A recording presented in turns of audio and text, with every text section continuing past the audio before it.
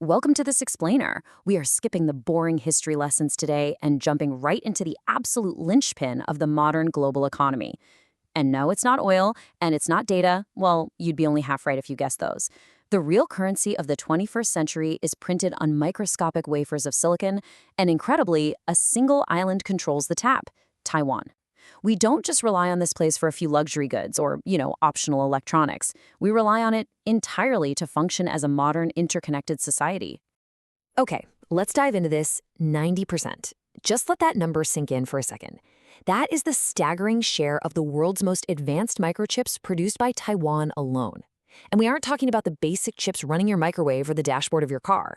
We're talking about the absolute cutting-edge semiconductors that power everything: your smartphone, artificial intelligence, next-generation military hardware, the whole shebang.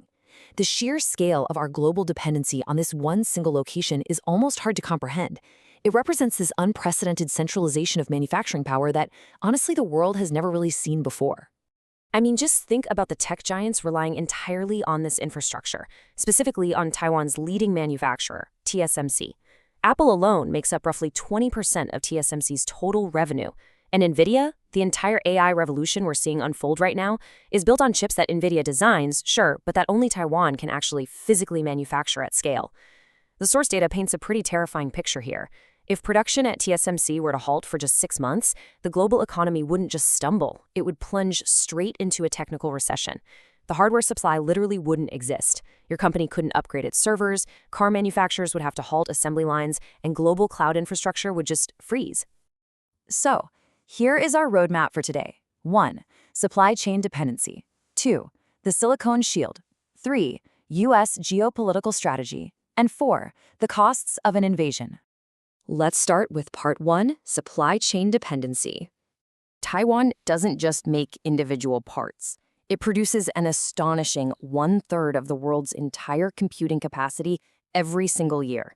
Seriously, think about that. 1 out of every 3 calculations, data processing tasks, and digital actions happening globally right now relies completely on hardware rolling off Taiwanese assembly lines. It is quite literally the beating heart of global computation. Without that continuous output, our capacity to process data, manage networks, and drive tech innovation, it simply hits a brick wall.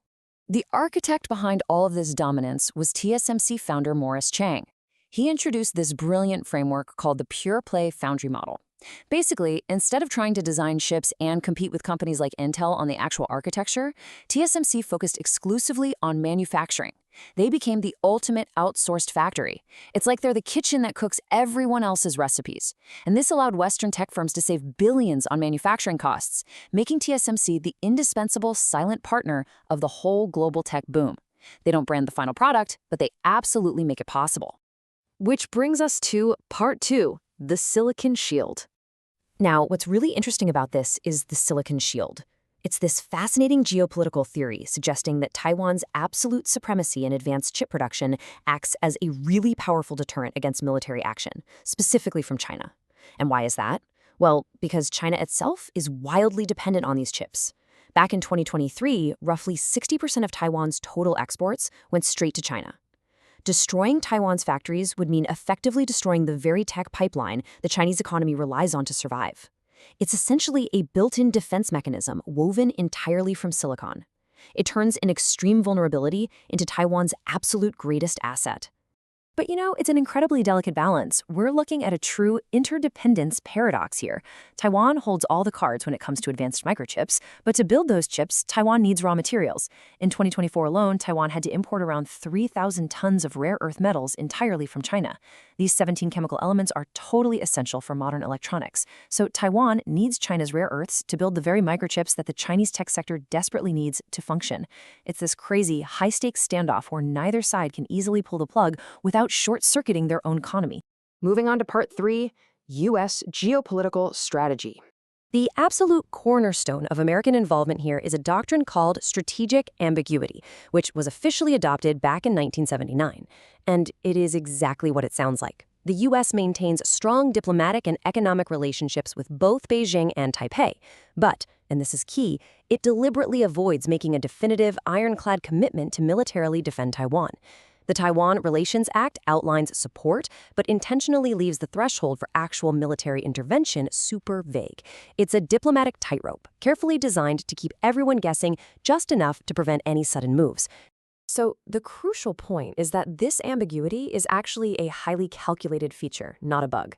It serves two very distinct goals. First, it dissuades China from launching an attack, because Beijing can never be entirely sure if the U.S. military will step in and respond. And second, it actually deters Taiwan from declaring formal independence, because Taipei can't be 100% sure the U.S. will save them if they provoke a war. It effectively locks all parties into a tense but remarkably stable status quo that has successfully held up for decades. Finally, let's look at part 4, the costs of an invasion. $10 trillion. I mean, let that number sink in for a second. That is the staggering estimate calculated by Bloomberg Economics for the global cost of a military invasion of Taiwan.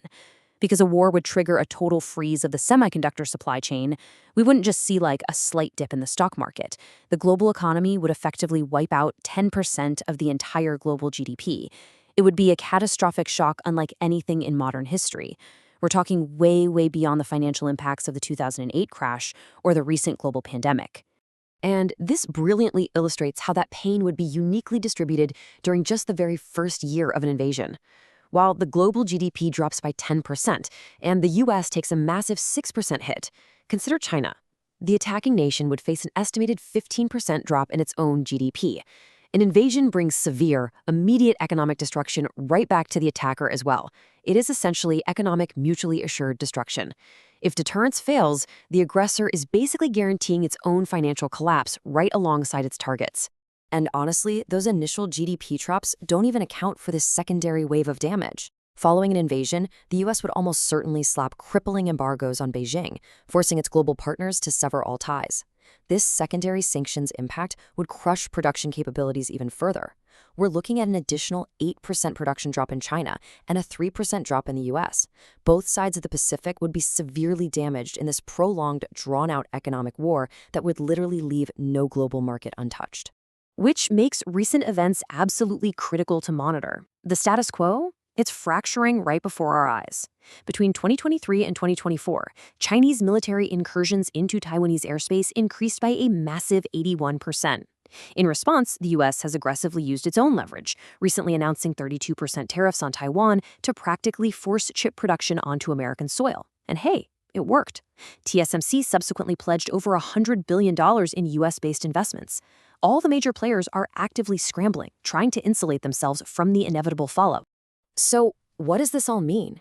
It leaves us with this really provocative, vital question.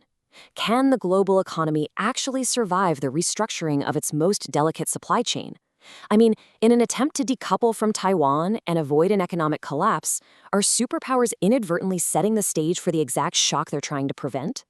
It's a high-stakes puzzle, and for sure, it's going to define the next decade of our global economy. I'll leave you to chew on that thought. Thanks so much for joining this explainer, and we will see you next time.